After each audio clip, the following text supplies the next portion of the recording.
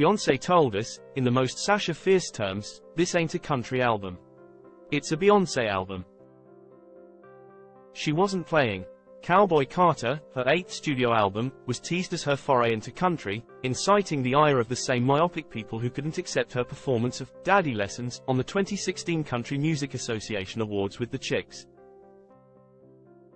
She blasted past the detractors to become the first black woman to top Billboard's Hot Country Songs with "Texas Hold 'Em," a gliding banjo-tinged single that factored in the requisite touchstones of whiskey, dive bars and crickets chirping in the background.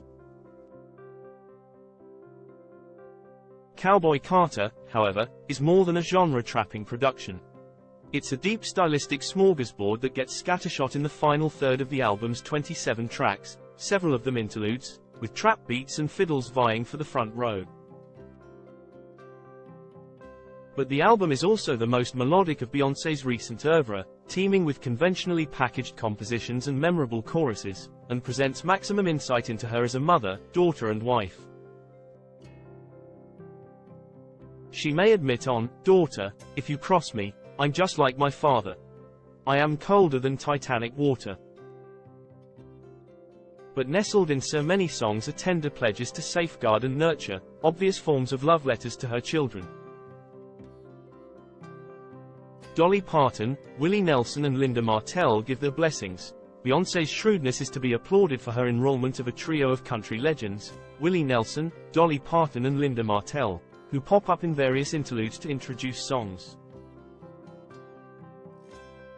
What is unspoken is most laudable. Their mere presence is an endorsement of Beyoncé's musical explorations.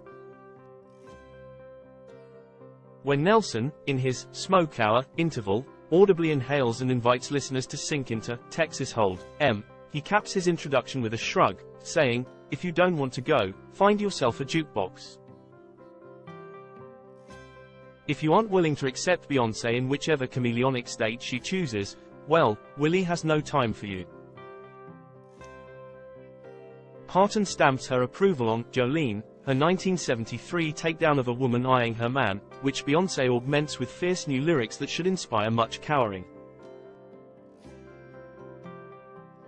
"I know I'm a queen, Jolene, I'm still a Creole banjee bitch from Louisiana. Don't try me. You know that hussy with the good hair you sing about?" Parton asks, in a callback to Beyoncé's "Becky with the good hair" accusation in "Sorry." Reminded me of someone I knew back when. It's especially poignant to hear the voice of Linda Martell, the first commercially successful black woman in country music as well as the first to play the Grand Ole Opry. Genres are a funny little concept, aren't they? Martell muses at the start of "Spaghetti," the first hard musical swerve on the album from fluttering acoustic guitars to heated hip-hop. Beyoncé enlists Miley Cyrus, Post Malone to mixed results.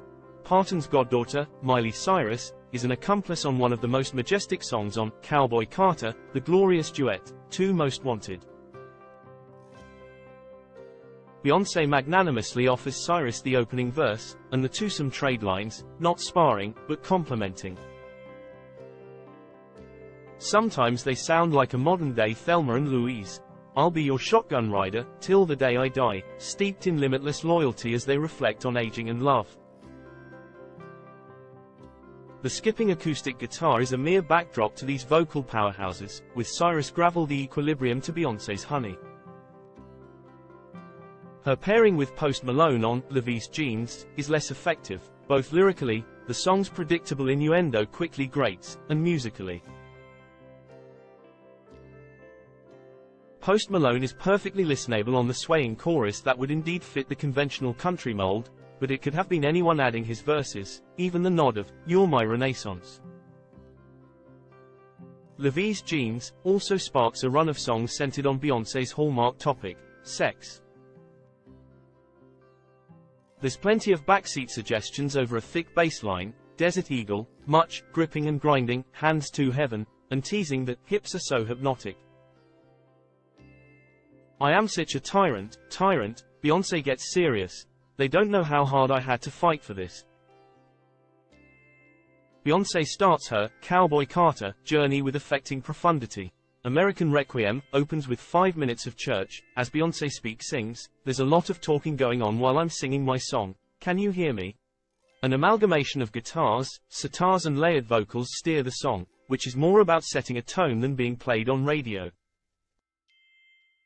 "They don't know how hard I had to fight for this," Beyoncé says, before her Requiem segues, pointedly, into an emotionally stirring version of the Beatles' Blackbird.